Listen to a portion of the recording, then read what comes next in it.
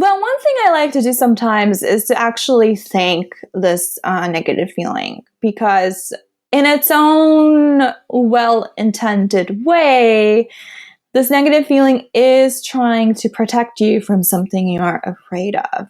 And more often than not, that probably stems from childhood or really messed up family dynamics. Maybe then you could do a ritual where you're telling this demon, well, thank you for protecting me, but I don't need your protection anymore. So you are free to go. And then you can ask yourself, well, what do I want to bring in instead? And what is great about this process is that you get to decide what the new narrative is around something that makes you uncomfortable. I study the patterns of the universe. Masters to the brain. Virtual your mind. Talking about your life, fundamental principles, philosophy. What is and what is not true. Those who know themselves. Being better every single day.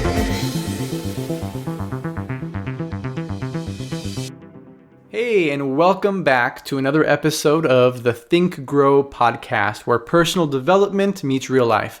I'm your host, Ruben Chavez, and today I'm speaking with Yumi Sakugawa. Yumi is a comic artist based in California, and she's also the author of a book that has made it onto several of my personal book recommendation lists on my blog. And the book is called Your Illustrated Guide to Becoming One with the Universe. And it is a gem.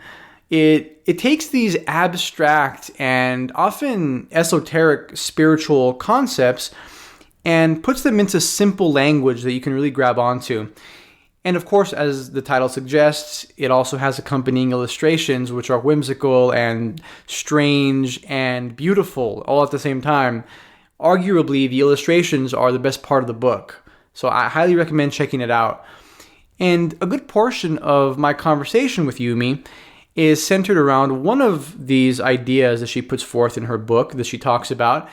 And she refers to it as having cake and tea with your demons. And what she's pointing to is a very ancient spiritual idea, which is basically that instead of avoiding or ignoring the dark or undesirable parts of yourself, instead of pretending that they're not there, you actually face them. You invite your demons to sit down with you and have a slice of cake and a cup of tea. And in doing so, you learn about how to integrate that part of yourself into the world rather than always hiding it from the world. So this is just a very intriguing idea for me. It's an idea that also shows up in psychology. Carl Jung wrote about this and referred to this aspect of ourselves as the shadow. And I think this is an idea that isn't talked about enough in kind of the personal development field or the world of personal development as it were.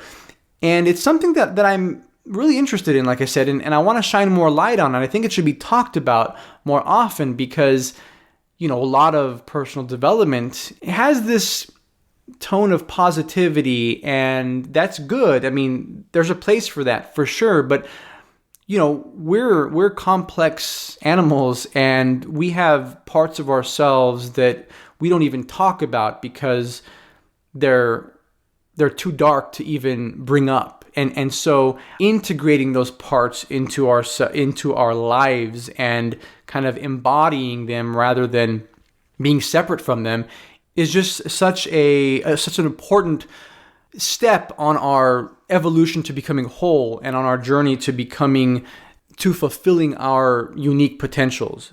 It's something I want to explore more. This is kind of a good intro, I'd say, to this idea.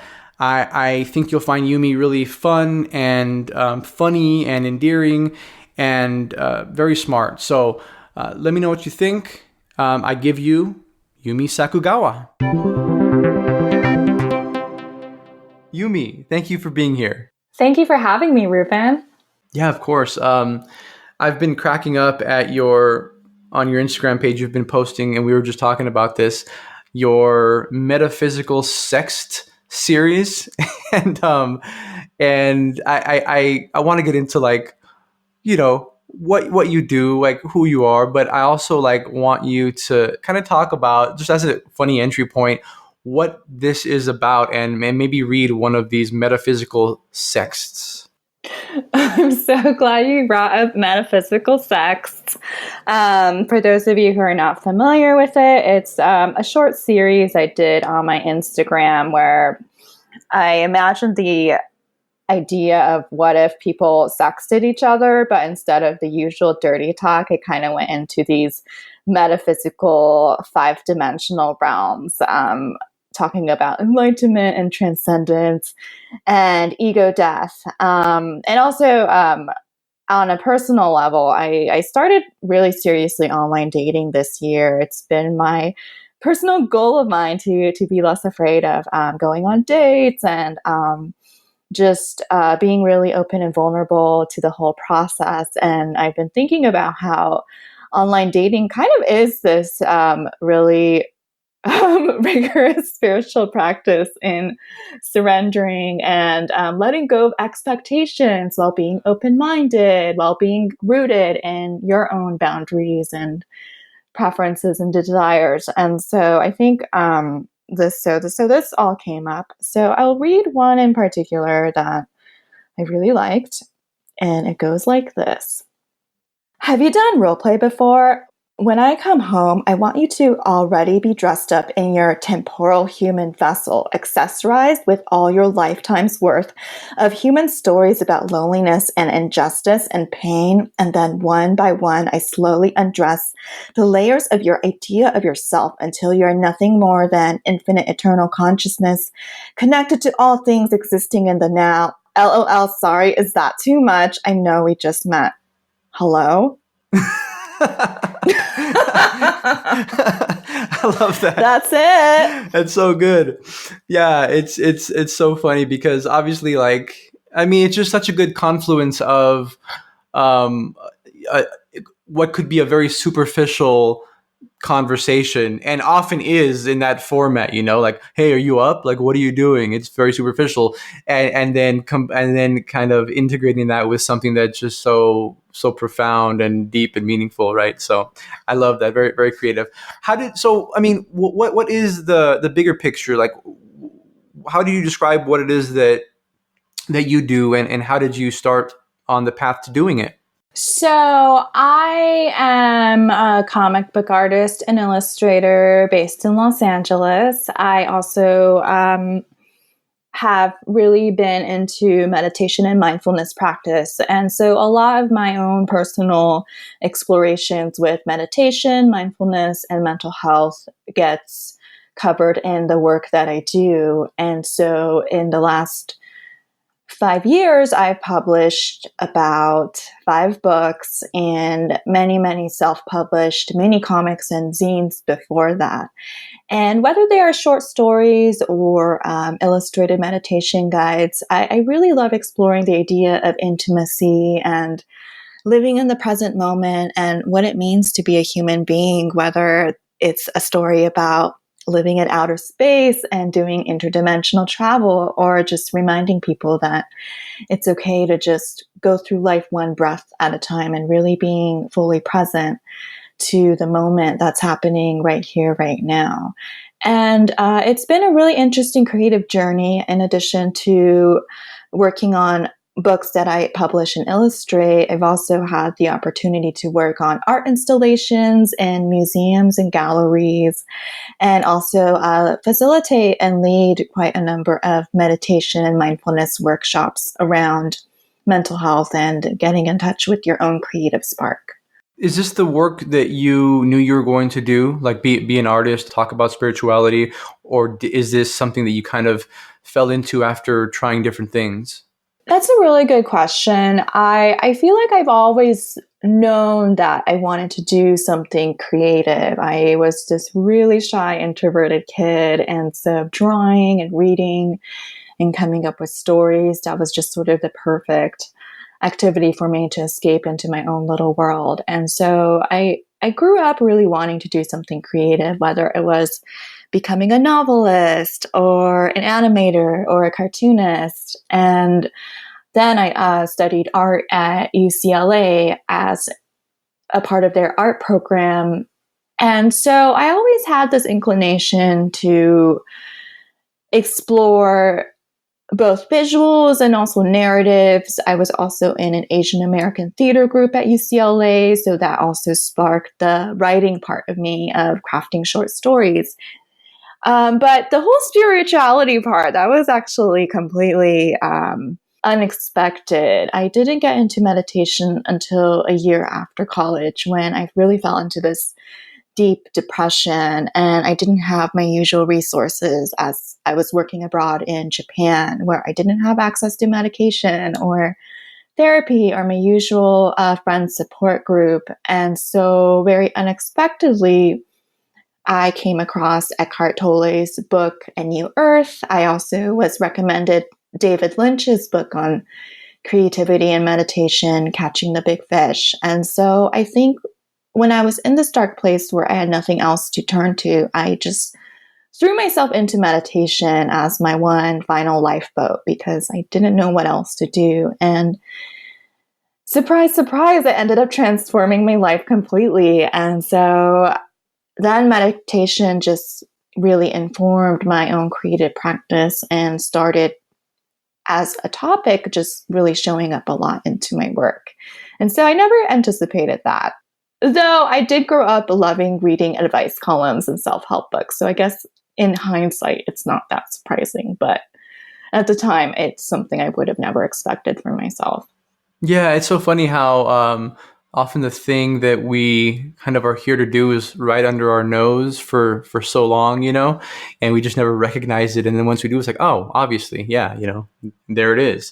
I'm kind of the same in the same boat. I've been reading like kind of self-help personal development books since I was a teenager. And I've been writing, separately from that, I've been writing about my own thoughts and trying to sort out my own thoughts and philosophies since I was also like early teens. And so it's just funny how those kind of manifest. And it's like, oh, well, what should I do with my life? Oh, the thing that I've been doing all the time. Oh, yeah, definitely. And I think maybe sometimes in our society, we have this sort of self-flagellation, like, oh, if it comes to me so easily, then surely it's wrong for me to get paid a lot of money to do this thing that comes to me so easily. Exactly. Yeah. No, but this one of my favorite thinkers and authors, his name's Derek Sivers, and he says, what's obvious to you is amazing to others. And I think that's so true. Like the things you take for granted are like your superpowers often, the things that you can do easily. Other people envy those things often. So that's an important thing to recognize. Absolutely. And I'm so glad you brought up that quote because that reminds me that a few years ago, my really good friend, Krista, who founded the Pink Pussy Hat Project. So she's the brainchild behind the pink knitted hats that everybody was wearing after the 2016 election and the women's marches all around the world. And I connected with her because we're both self-help nerds and creatives. And so as a gift to me a few years ago, she gave me Strength Finder 2.0. Have you used that before, Ruben? You know what? I'm embarrassed to say, like that is it's been on my list for years, and I literally have not read this. This just evaded me. I haven't read that book.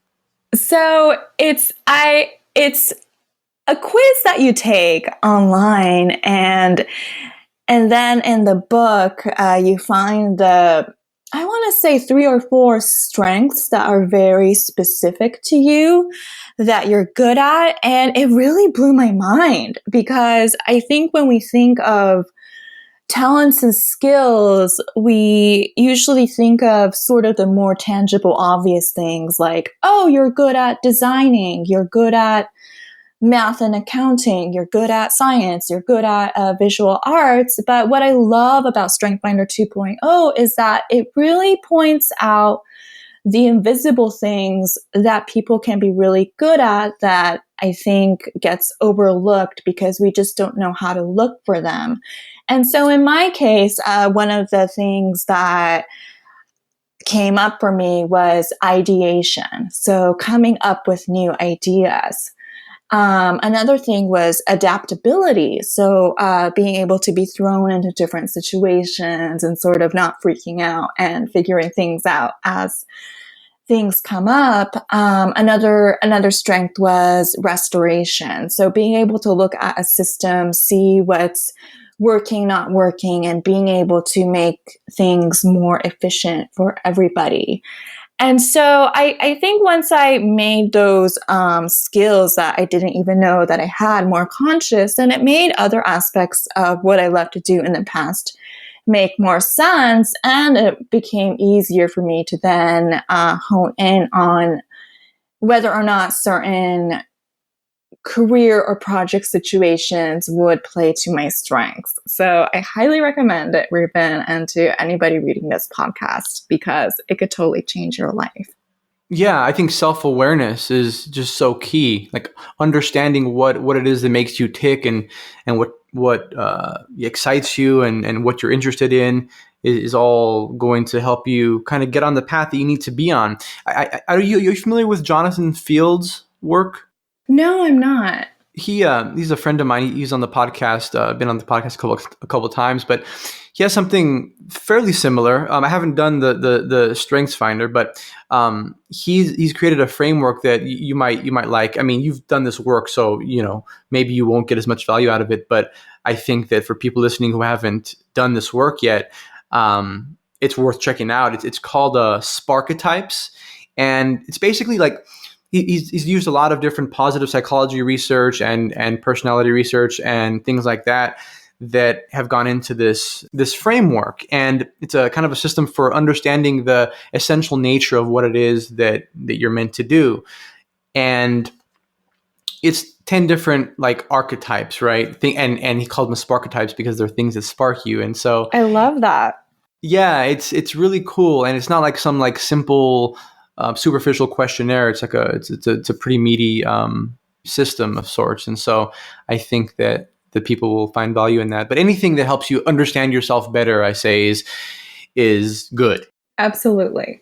You mentioned that Eckhart Tolle was an inspiration to you early on, and kind of sparked your spiritual journey. I didn't know that, actually. I didn't know that before this interview, and I have always, like, I've talked about your book, your illustrated guide to becoming one with the universe. I've talked about it several times on my blog, and it's included in a couple different book recommendation lists that I've put out there.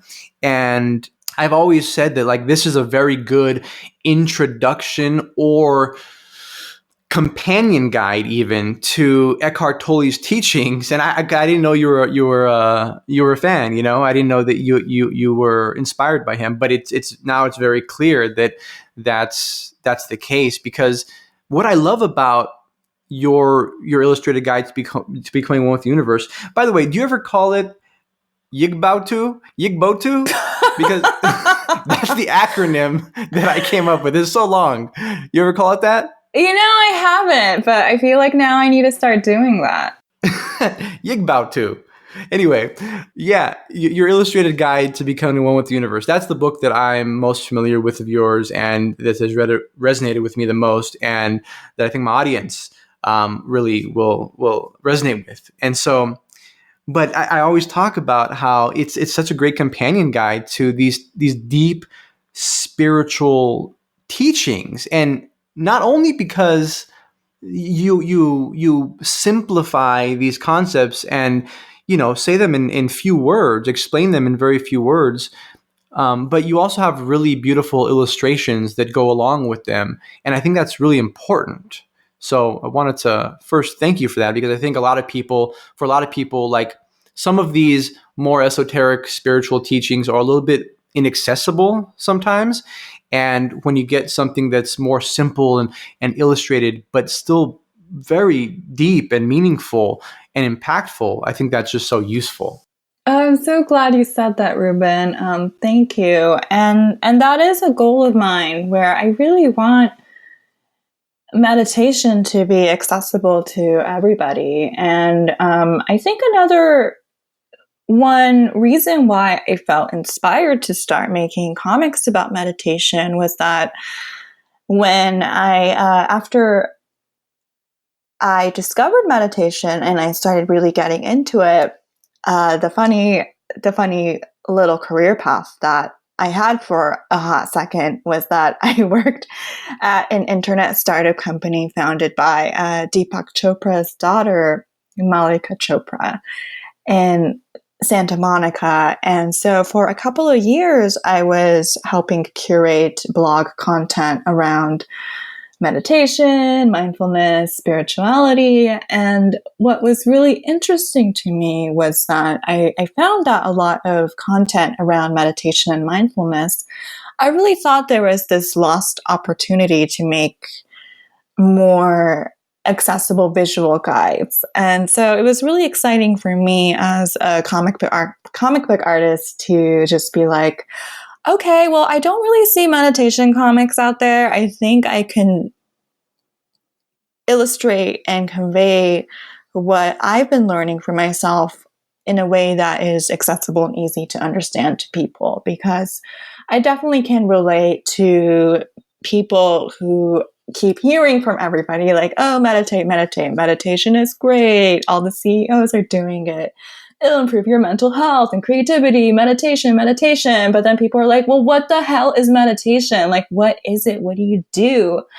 And so I love giving people that really easy entry point where it's not about doing it right. It's not about the dogma. It really is all about the attention and intention you bring to the practice. And you can shape it in however you want, in a way that works for your lifestyle and your needs and your particular preferences. Yeah, I could be wrong, but I'm not even sure that in your illustrated guide to becoming one with the universe, I'm not even sure that you mentioned the word meditation. I think it's just like you explain these, like, and that's a good thing, I think, because sometimes you can just conceptualize this abstract idea of meditation or anything really without actually doing it. And it becomes more of a concept than it does a practice.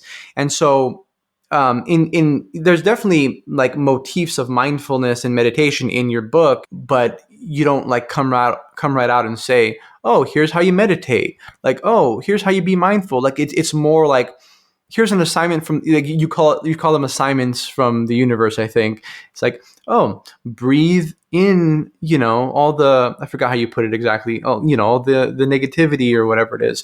And so you actually give the actionable steps rather than presenting it as this abstract concept that people need to do. Gosh, Ruben, way to ruin my secret plan. I'm just kidding. There you go. So see, it's impactful though. It works. I love it. So so again, if I haven't said it enough, let me say it again. The title of this book, it's long, but I love it. Your Illustrated Guide to Becoming One with the Universe. For someone who, let's say, needs a little bit more concrete language, how would you translate this idea of becoming one with the universe to someone who maybe wouldn't instinctively pick up that kind of a book? Because I think the concepts are important, and I think it's useful to expose people, the most amount of people, to these ideas as possible. So how would you connect that to someone who doesn't necessarily resonate with becoming one with the universe? What's a more concrete way to ground that? Well, I feel like in simplest terms, it's how can you feel more connected to your own life? I think it's not about this grandiose thing of, oh, you need to quit your job and go on a retreat to Nepal and do this whole eat, pray, love journey. I think it's just like, are you paying attention to your own life, or are you numbing yourself out with work, Netflix, drama, with friends, family, relationships? Are you showing up, and are you doing what you love, or are you numbing and distracting yourself and tuning out? I think that's ultimately what I want people to ask themselves. And if they are tuning out, if they are just kind of feeling numb and disconnected from what's going on in their lives right now, then I'm hoping that my book and other similar like-minded books can help you align yourself, realign yourself to a life, to a mindset where you are feeling really connected and excited, and you feel really good about your life, where you are in the present moment and also where you're going. I love that. I think that does clarify things a bit, being connected with your life. In the book, I mean, there's like, I think 9 or so different spiritual principles, and like all of them are so useful. And one of them that really stuck out to me, and I know I'm not unique in this, I know that a lot of people resonate with this one in particular, is having cake and tea with your demons. And this is such a powerful metaphor for the idea of, well, it's a very old and very deep spiritual principle that's expressed in a lot of different ways, I think. So, Carl Jung talks about making the unconscious conscious, and I think that's maybe one way of looking at it. And, Eckhart Tolle talks about what you resist persists, like what you accept you transcend. It's this idea of facing the dark parts of yourself, facing your pain, not turning away from it. And in doing so, paradoxically, you transcend it and you go beyond it. Another Joseph Campbell, he's like, the cave you fear to enter holds the treasure you seek. And I think that's another expression of this idea. And so I just think that's so interesting to see how these things are expressed in different ways. I've given my 2 cents. Can you tell people what having cake and tea with demons means to you and what that's all about? Oh, yeah. I'm so happy to hear that this chapter in particular resonated with you, because I think it is also my own personal favorite as well, and something I really think about all the time, actually. There is a Rumi quote that I absolutely love, which definitely inspired this chapter. It's a poem about how you should treat every emotion and feeling as an esteemed house guest. So even the really troublesome and chaotic emotions that throw your furniture and create a mess in your living room, you should give, especially those feelings, this attention and space and non-judgmental compassion, and allow them to stay as long as they need to in the vessel of your home. And definitely Eckhart Tolle, he talks a lot about the idea of the pain body, which is sort of all your very raw and vulnerable trigger points, where once it gets triggered, whether it's a stray comment that a coworker says or a certain tone of voice that your mother or father uses, it just suddenly triggers this automatic response that kind of does feel like a demonic possession, where you're on this sort of automatic response, panic, survival mode, and you're lashing out, and then that pain body kind of goes dormant, and you're just like, oh my god, what just happened? Who am I? And so I think about that a lot, and yeah, definitely, as all the things you mentioned, I think there's a reason why artists and philosophers and visionaries and seekers, they keep saying in more or less the same words, the darkest part of you is where the greatest treasure lies. And I've definitely found that to be the case for myself, where the more I'm willing to really excavate my deepest wounds, the parts of me that bring me the most shame, the more I'm able to ultimately find peace with myself, because I'm not fighting against myself. I'm very clearly seeing what's going on inside of me, and I'm not scared of it or feeling like I need to constantly push it down or hide it from people, which then means that I can authentically show up in my own life and also in relation to other people as well. Yeah, that's so powerful. Well, because we have this tendency to run away from the dark parts of ourselves, run away from our pain, run away from the things that we think, the aspects of our personality that we think are ugly or whatever. And you're saying, and as many philosophers and spiritual teachers have also said, that no, actually, that's wrong. We shouldn't do that. We need to face those things. And the reason is because when we face them, they're no longer an external force that is unconscious, but rather we're integrating them in a way that we have more power over them. Absolutely. I feel like instead of those dark parts subconsciously pulling the puppet strings behind your back, you get to decide who's steering the driving wheel.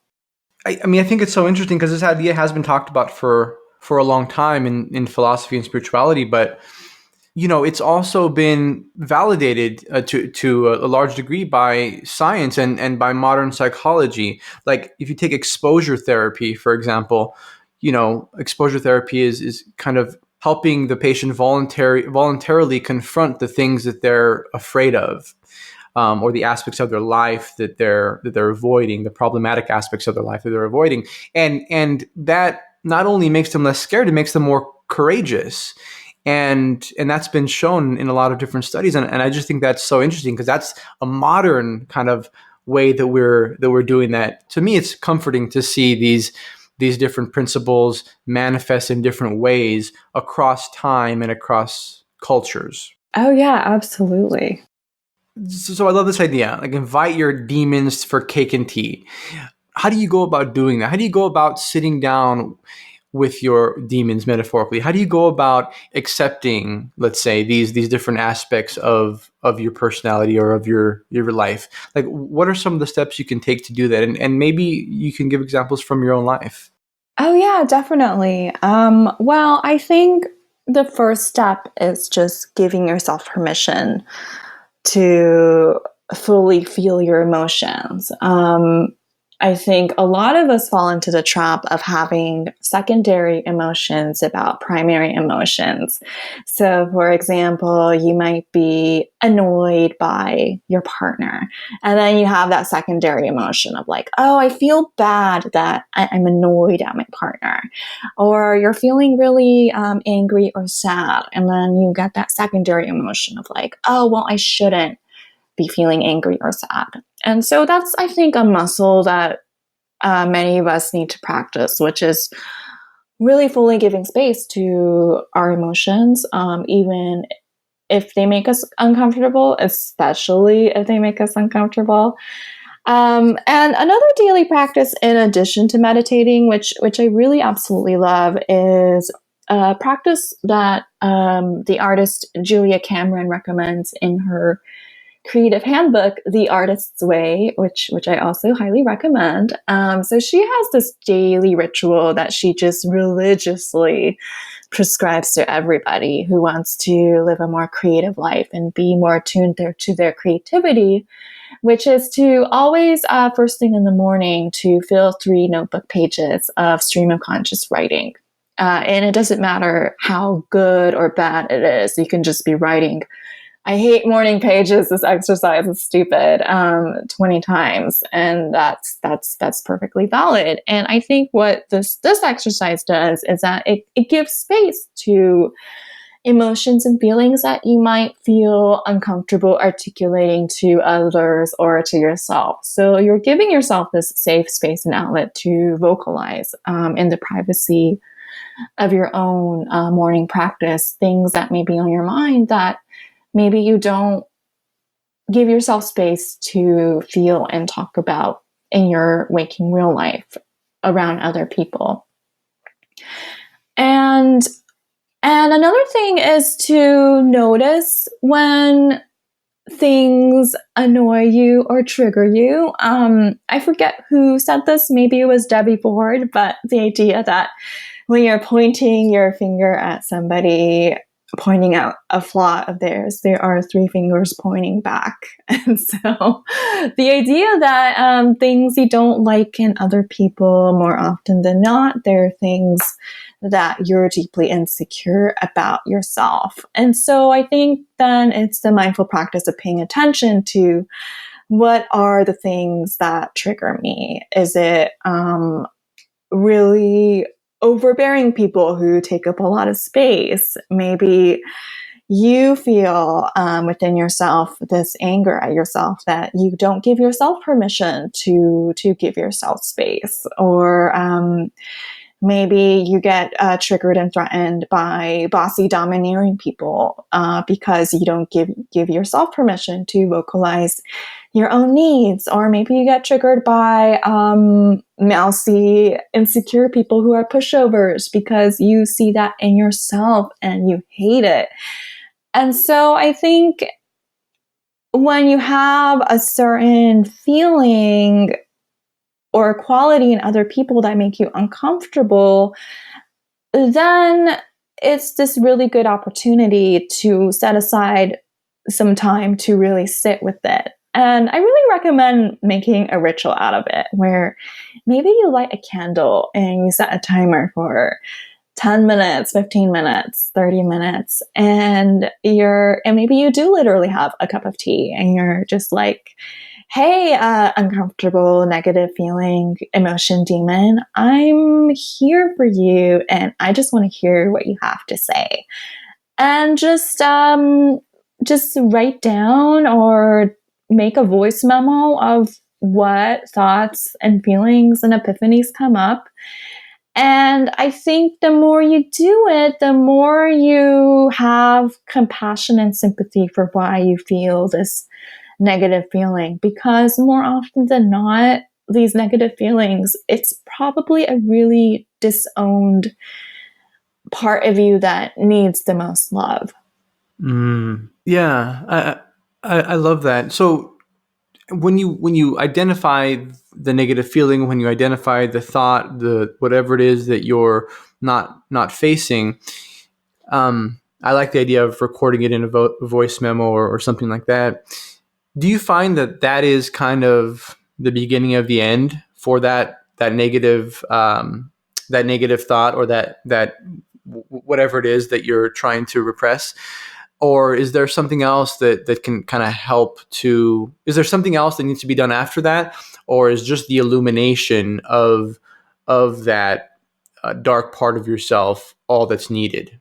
I'm so glad you asked that, Ruben, because I think the next important step then is to ask yourself, well, one thing I like to do sometimes is to actually thank this negative feeling, because in its own well-intended way, this negative feeling is trying to protect you from something you are afraid of. And more often than not, that probably stems from childhood or really messed up family dynamics.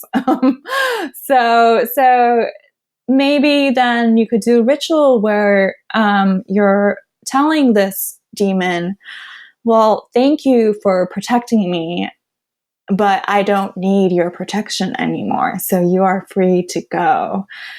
And then you can ask yourself, well, what do I want to bring in instead? And what is great about this process is that you get to decide what the new narrative is around something that makes you uncomfortable. I do like the idea of rituals and like actually acting out the metaphor too. That's really smart, because I mean, that could be a meditation practice in and of itself, like having cake and tea with demons and just pouring yourself a cup of tea and maybe a slice of cake and then just sitting there and literally summoning your dark parts, I think that's so smart. Yeah, or maybe it could be that you're writing a letter to your demon and vice versa. Maybe you're stepping into your demon's perspective and writing a letter to yourself. And the other ritual that I want to offer, because sometimes it feels a little intimidating to just step into your very repressed shadow parts of yourself. Sometimes it helps to do it with a friend. And so this is an exercise that I read from Mama Gina's School of the Womanly Arts, which is another book I absolutely love. And the author describes this process as spring cleaning, where you're sitting with another friend. One person is just asking a question and the other person is answering. So one person can be asking, so tell me about your thoughts on, and it could be whatever highly charged topic you want to choose, like love or money or sex, relationships, men. Like, tell me about your attitudes on money. And then the other person is just able to stream of conscious just say whatever is on their mind. Like, I grew up really poor, and so I feel like money is a limited resource and there's never enough, and people with money are bad people. Or I once spent a lot of money on a jacket and my mother shamed me for it. And so it's this 20-minute process where you're just spilling out whatever comes to mind around a highly charged topic. And the person asking the question is not offering advice, is not adding his or her or their own commentary. They're just holding space. And at the end of the process, the person just says, thank you. And then you switch and take turns. So that's another really interesting way of getting in touch with your demons and uncovering and excavating whatever uncomfortable feelings or attitudes that have been dormant that you may have never consciously realized that you were carrying in your body for all these years. So this is doing it with someone, you're advocating doing this with another person, like actually. Yes. Okay. Do you think this can be done like asking yourself? I mean, I love that idea, but I'm wondering if you can do this exercise, like you play both roles. Oh yeah, I think so too. I think you could set a timer and just speak it out loud. I imagine that working really well too.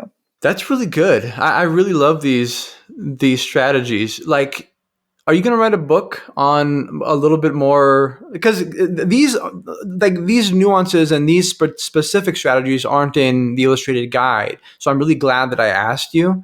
But are you going to write a book about any of these or articulating these concepts a little bit more? Or is that too much? No, it's never too much, Ruben. I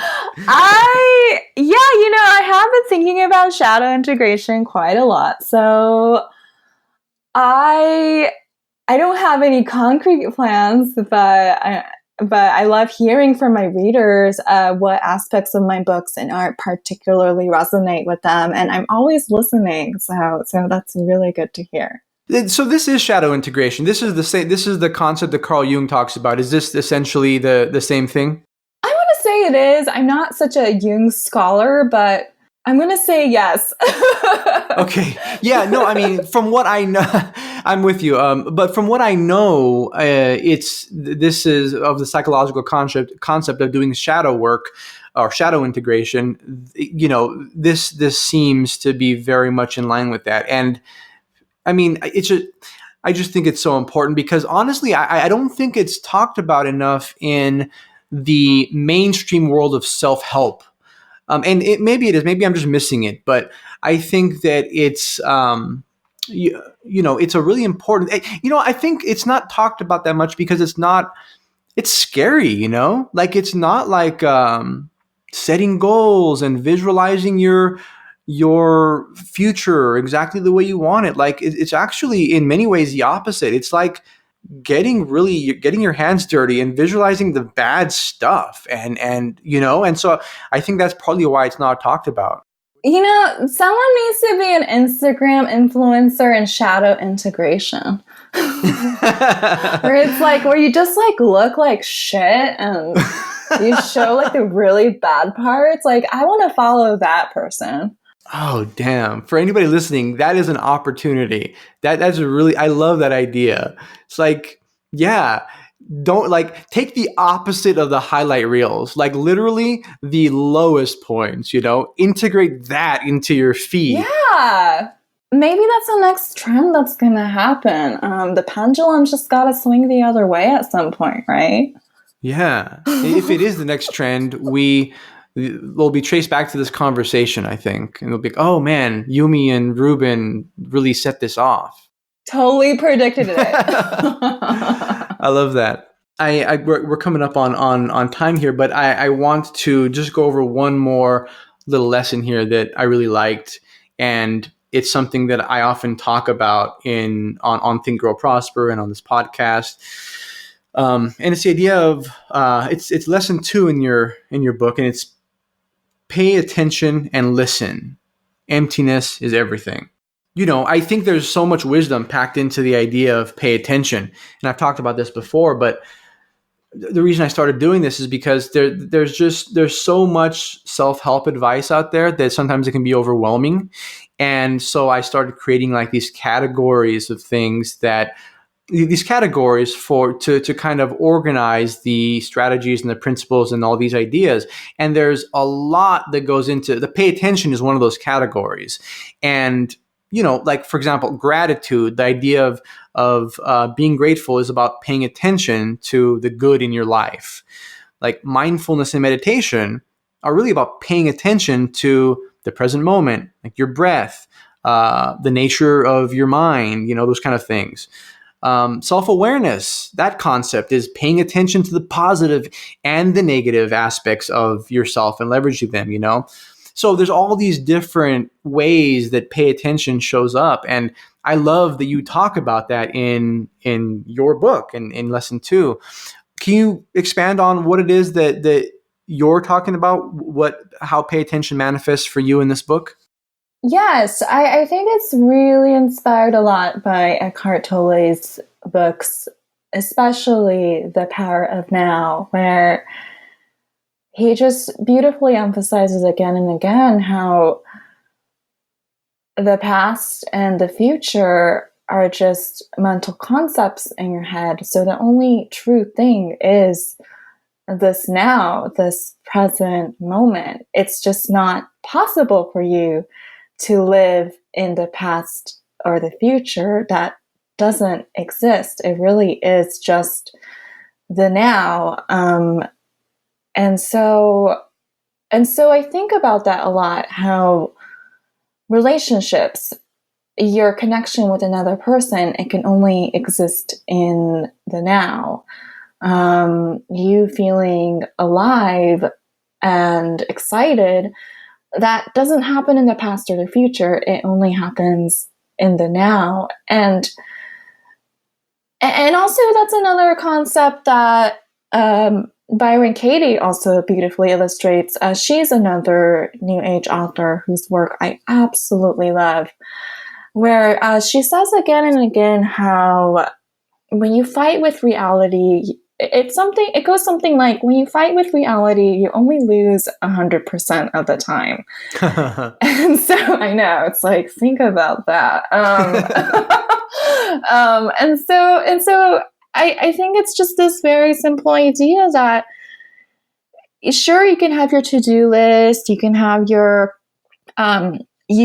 regrets about the past, you can have your ruminations or idealizations about the future, but really the only life that is happening is right in front of you, right here, right now. And the more you're paying attention, the more you get to fully exercise your autonomy of how you want to feel in your present moment, and what choices are you consciously going to make in the present moment that is going to align you the most with the life that you want to live, that brings you the most authentic joy. Yeah, and I love how you say that if you pay attention, like you'll notice that the universe speaks to us very quietly, but it speaks to us in different ways. And I think so often we're like wanting these big, grandiose gestures, signs from the universe. But if we're paying attention, we can pick up on the more nuanced little things in our daily lives that point us in the right direction. Yes, and be careful what you wish for, because if you ask for a big, grandiose gesture, you might get one, but it might be like really sucky. But it might be exactly what you need. So, Right, Yumi. This has been such an awesome conversation, and I think our listeners are going to be get a lot of value out of the principles in your book. Again, it's your illustrated guide to becoming one with the universe, or Yigbao too, if you wanna start doing that, But I wanted to wrap up with kind of just telling our listeners where they can find you, and also what new projects you have going on, and what people can look out for from you in the near future. Oh, yeah. So the easiest way to keep up to date with me is on my Instagram, which is at Yumi Sakugawa. And I've been posting quite a lot on my stories. I feel like my Instagram stories is a fun way for me to just sort of stream of conscious, offer tips and advice and ideas on what I'm just like thinking about in the moment. And it's been really freeing and invigorating for me to just sort of post whatever's on my mind without overthinking it. Hopefully I can do that one day. Yeah, we all can. And so, and yes, I do have a Twitter and Facebook page, but I'm just not really active there these days. I'm experimenting with being just active on Instagram, and I found that to be really interesting, actually, to just focus on one social media platform. For those of you in Los Angeles and Southern California, I am in a group art show in Pasadena. It's called Cosmic Threads, the Black and White Show, happening from May 16th through May 30th of this year, 2019, at Judson Studios East. I will be posting quite a lot about this on my Instagram, so just keep an eye out for that. And I am working on a book proposal. So I am not saying too much about this book. I'm experimenting with telling nobody what this book is about. So hopefully sometime this year, you'll be hearing news about my next upcoming book. I love it. I'm excited to read it. Yumi, thank you so much for being here. Thank you, Ruben. Thank you so much for having me.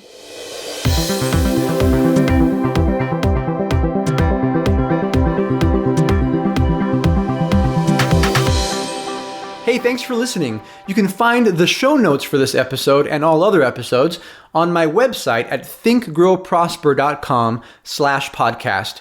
That's where I put all the links and resources mentioned in each episode. It's also where I put the outlines of topics covered, which is a really good way to refer back to episodes in the future.